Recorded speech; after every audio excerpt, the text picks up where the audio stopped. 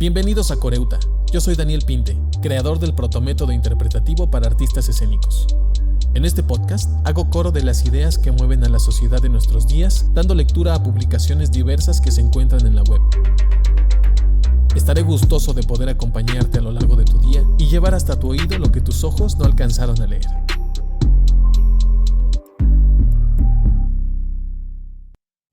Hola de nuevo. El día de hoy daremos lectura a Sobre las cualidades de un buen docente, escrito por Paulo Freire y publicado en blogemia.com. Enseñar no es transferir conocimiento, sino crear las posibilidades para su propia producción o construcción. Paulo Freire. Me gustaría dejar bien en claro que las cualidades de las que voy a hablar y que me parecen indispensables para las educadoras y para los educadores progresistas son predicados que se van generando con la práctica. Más aún, son generados de manera coherente con la opción política de naturaleza crítica del educador. Por esto mismo, las cualidades de las que hablaré no son algo con lo que nacemos o que encarnamos por decreto o recibimos de regalo. Por otro lado, al ser alineadas en este texto, no quiero atribuirles ningún juicio de valor por el orden en el que aparecen. Todas ellas son necesarias para la práctica educativa progresista. Comenzaré por la humildad, que de ningún modo significa falta de respeto hacia nosotros mismos, ánimo acomodaticio o cobardía. Al contrario, la humildad exige valentía, confianza en nosotros mismos, respeto hacia nosotros mismos y hacia los demás. La humildad nos ayuda a reconocer esta sentencia obvia. Nadie lo sabe todo, nadie lo ignora todo. Todos sabemos algo, todos ignoramos algo. Sin humildad, difícilmente escucharemos a alguien al que consideramos demasiado alejado de nuestro nivel de competencia. Pero la humildad que nos hace escuchar a aquel considerado como menos competente que nosotros no es un acto de condescendencia de nuestra parte o un comportamiento de quien paga una promesa hecha con fervor. Prometo a Santa Lucía que si el problema de mis ojos no es algo serio, voy a escuchar con atención a los rudos e ignorantes padres de mis alumnos. No se trata de eso. Escuchar con atención a quien nos busca, sin importar su nivel intelectual, es un deber humano y un gusto democrático nada elitista. De hecho, no veo cómo es posible conciliar la adhesión del sueño democrático, la superación de los preconceptos con la postura no humilde, arrogante en que nos sentimos llenos de nosotros mismos. ¿Cómo escuchar al otro? ¿Cómo dialogar si solo me oigo a mí mismo? Si solo me veo a mí mismo? Si nadie que no sea yo mismo me mueve o me conmueve. Por otro lado, si siendo humilde no me minimizo ni acepto que me humillen, estoy siempre abierto a aprender y a enseñar. La humildad me ayuda a no dejarme encerrar jamás en el circuito de mi verdad. Uno de los auxiliares fundamentales de la humildad es el sentido común que nos advierte que con ciertas actitudes estamos cerca de superar el límite a partir del cual nos perdemos. La arrogancia del ¿sabe con quién está hablando? La soberbia del sabelotodo incontenido en el gusto de hacer conocido y reconocido su saber. Todo esto no tiene nada que ver con la mansedumbre ni con la apatía del humilde. Es que la humildad no florece en la inseguridad de las personas, sino en la seguridad insegura de los cautos. Por eso es que una de las expresiones de la humildad es la seguridad insegura, la certeza incierta, y no la certeza demasiado segura de sí misma. La postura del autoritario, en cambio, es sectaria. La suya es la única verdad que necesariamente debe ser impuesta a los demás. Es en su verdad donde radica la salvación de los demás. Su saber es iluminador de la oscuridad o de la ignorancia de los otros, que por lo mismo deben estar sometidos al saber y a la arrogancia del autoritario o de la autoritaria. Ahora retomo el análisis del autoritarismo. No importa si de los padres o de las madres, si de los maestros o de las maestras. Autoritarismo frente al cual podemos esperar de los hijos o de los alumnos posiciones a veces rebeldes, refractarias a cualquier límite como disciplina o autoridad, pero a veces también apatía, obediencia exagerada, ausencia sin crítica o resistencia al discurso autoritario, renuncia a sí mismo, miedo a la libertad. Al decir que del autoritarismo se pueden esperar varios tipos de reacciones, entiendo que en el dominio de lo humano, por suerte, las cosas no se dan mecánicamente. De esta manera, es posible que ciertos niños sobrevivan casi ilesos al rigor del arbitrio, lo que no nos autoriza a manejar esa posibilidad y a no esforzarnos por ser menos autoritarios, sino en nombre del sueño democrático, por lo menos en nombre del respeto al ser en formación de nuestros hijos e hijas, de nuestros alumnos y alumnas. Pero es preciso sumar otra cualidad a la humildad con la que la maestra actúa y se relaciona con los alumnos, y esta cualidad es la amorosidad, sin la cual su trabajo pierde el significado. Y amorosidad no solo para los alumnos, sino para el propio proceso de enseñar. Debo confesar, sin ninguna duda, que no creo que sin una especie de amor armado, como diría el poeta Tiago de Melo, la educadora o el educador puedan sobrevivir a las negatividades de su quehacer. Las injusticias, la indiferencia del poder público expresadas en la desvergüenza de los salarios, en el arbitrio con que son castigadas las maestras y no tías que se rebelan y participan en manifestaciones de protesta a través de un sindicato. Pero a pesar de esto, continúan entregándose a su trabajo con los alumnos. Sin embargo, es preciso que este amor sea en realidad un amor armado, un amor luchador de quien se afirma en el derecho o en el deber de tener el derecho de luchar, de denunciar, de anunciar. Es esta la forma de amar indispensable para el educador progresista y que es preciso que todos nosotros aprendamos y vivamos. Pero sucede que la amorosidad de la que hablo, el sueño por el que peleo y para cuya realización me preparo permanentemente, exigen que yo invente, en mi experiencia social, otra cualidad, la valentía de luchar al lado de la valentía de amar. La valentía como virtud no es algo que se encuentre fuera de mí mismo, como superación de mi miedo. Ella lo implica.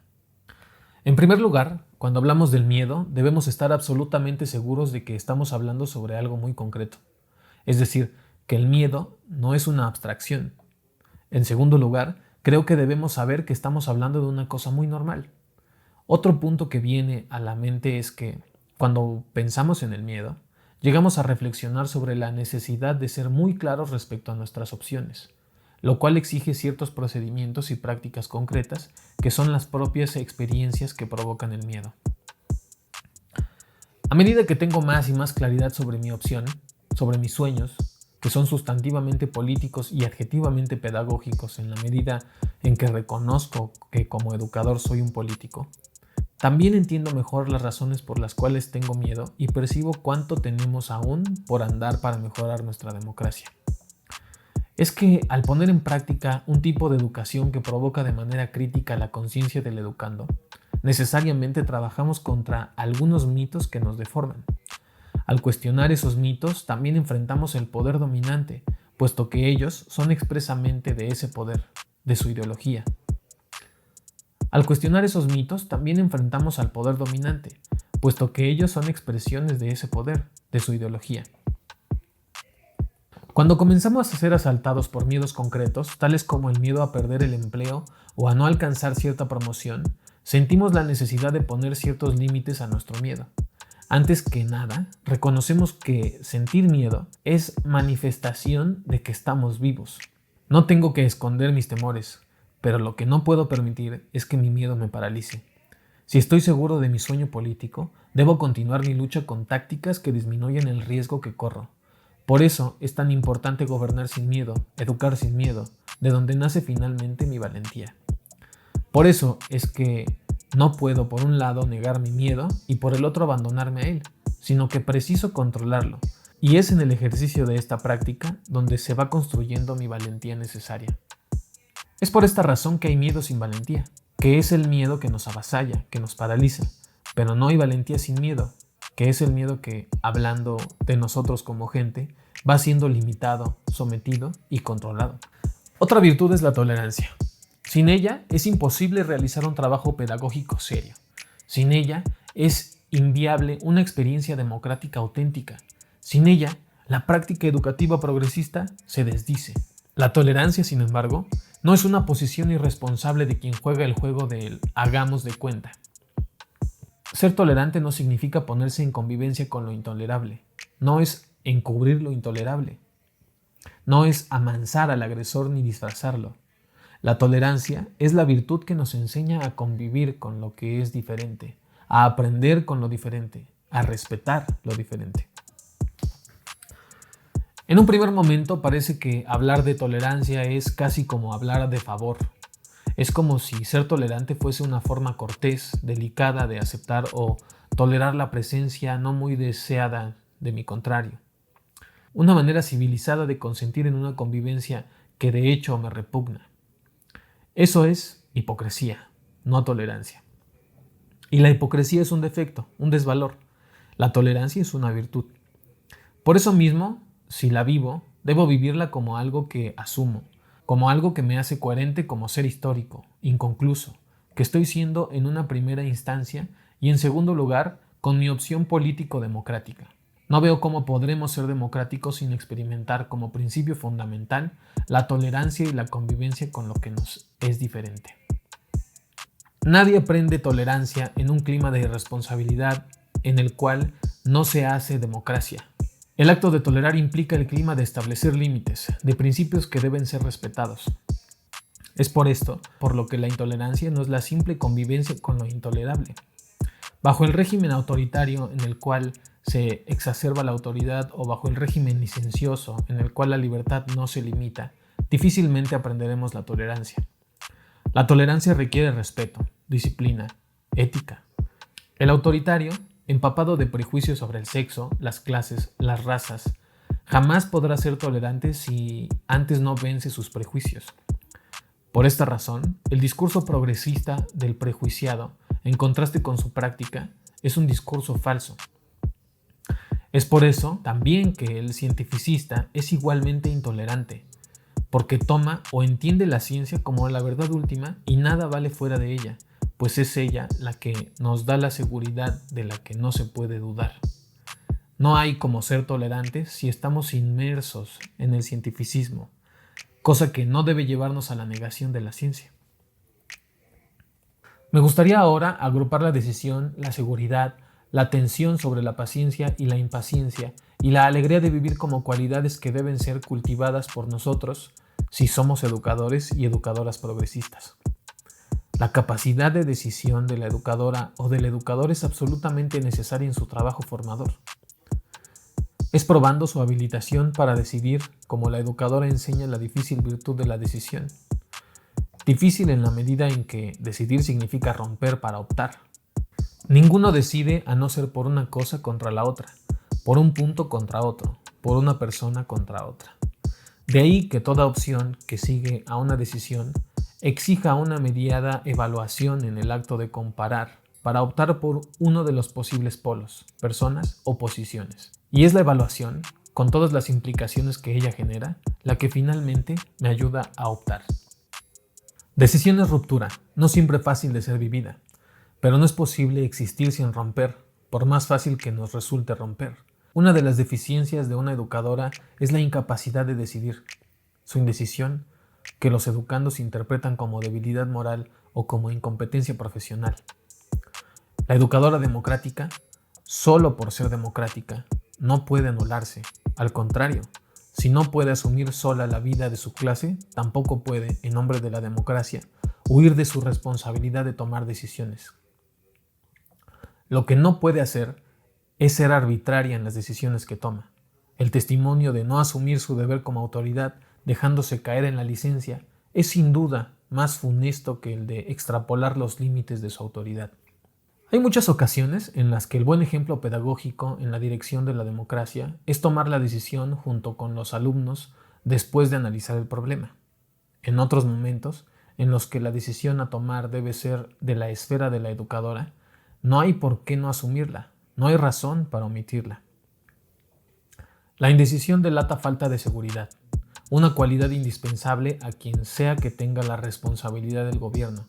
No importa si de una clase, de una familia, de una institución, de una empresa o del Estado. Por su parte, la seguridad requiere competencia científica, claridad política e integridad ética. No puedo estar seguro de lo que hago si no sé cómo fundamentar científicamente mi acción o si no tengo por lo menos algunas ideas de lo que hago, de por qué lo hago y para qué lo hago. Si sé poco o nada en favor de qué o de quién, en contra de qué o de quién hago lo que estoy haciendo o haré.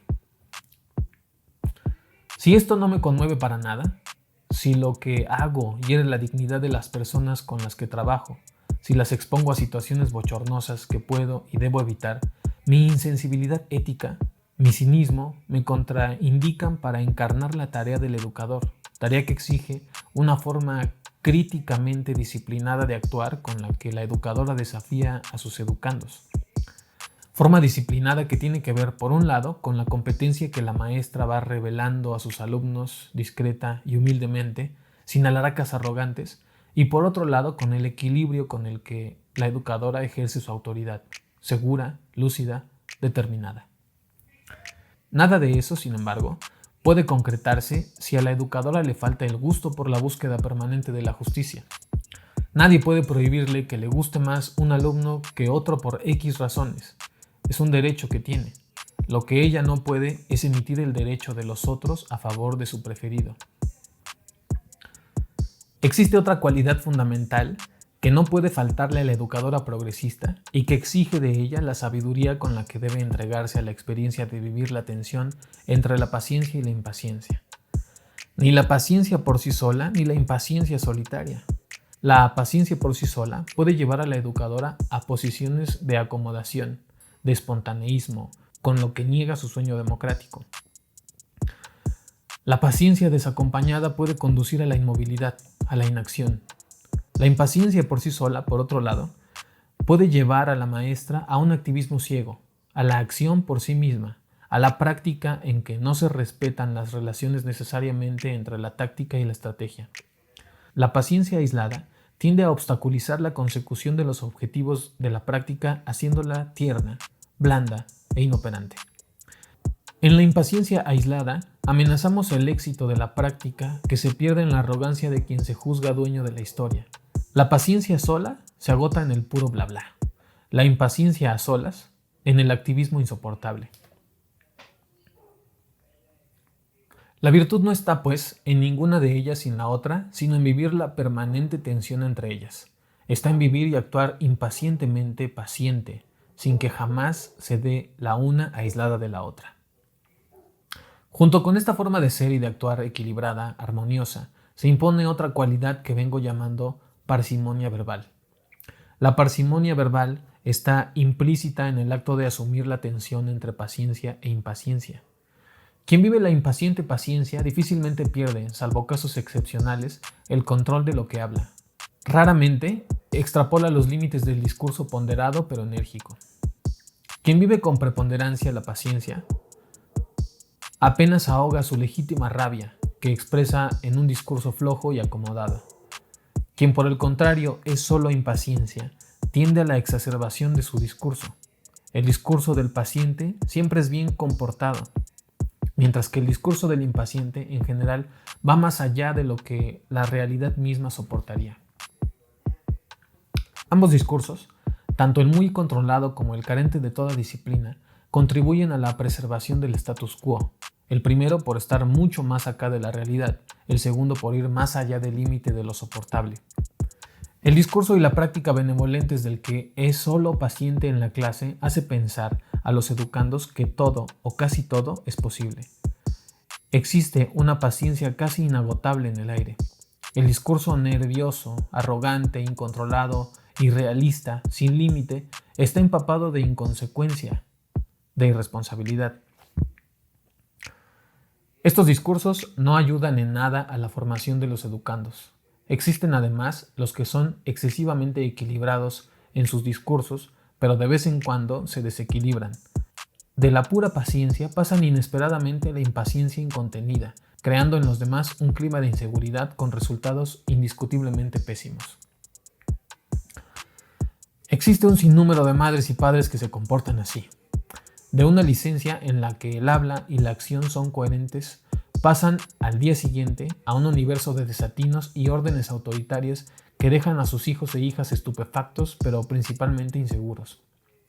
La ondulación del comportamiento de los padres limita a los hijos el equilibrio emocional que precisan para crecer. Amar no es suficiente, precisamos saber amar. Me parece importante, reconociendo que las reflexiones sobre las cualidades son incompletas, discutir un poco sobre la alegría de vivir, como una virtud fundamental para la práctica educativa democrática.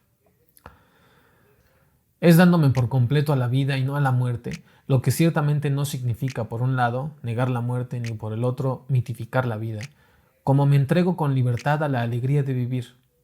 Y es mi entrega a la alegría de vivir, sin esconder la existencia de razones para la tristeza en esta vida, lo que me prepara a estimular y luchar por la alegría en la escuela. Es viviendo, no importa si con deslices o incoherencias, pero sí dispuesto a superarlos, la humildad, la amorosidad, la valentía, la tolerancia, la competencia, la capacidad de decidir, la seguridad, la ética, la justicia, la tensión entre la paciencia y la impaciencia, la parsimonia verbal, como contribuyo a crear la escuela alegre, a forjar la escuela feliz. La escuela es una aventura que marcha, que no le tiene miedo al riesgo y que por eso mismo se niega a la inmovilidad. La escuela en la que se piensa, en la que se actúa, en la que se crea, en la que se habla, en la que se ama.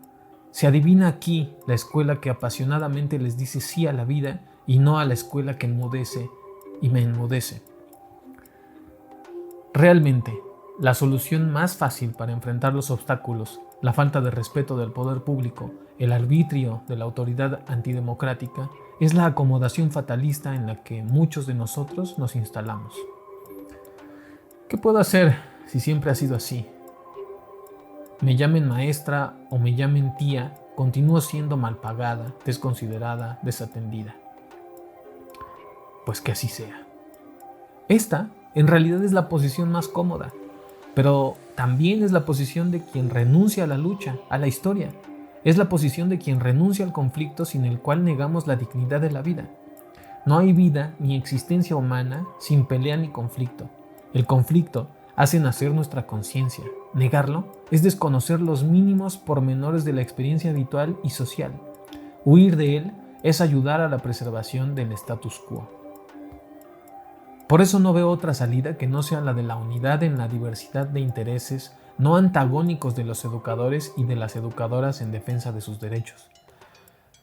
Derecho a su libertad docente, derecho a hablar, derecho a mejores condiciones de trabajo pedagógico, derecho a un tiempo libre remunerado para dedicarse a su permanente capacitación, derecho a ser coherente, derecho a criticar a las autoridades sin miedo de ser castigadas, a lo que corresponde el deber de responsabilizarse por la veracidad de sus críticas, derecho a tener el deber de ser serios, coherentes, a no mentir para sobrevivir.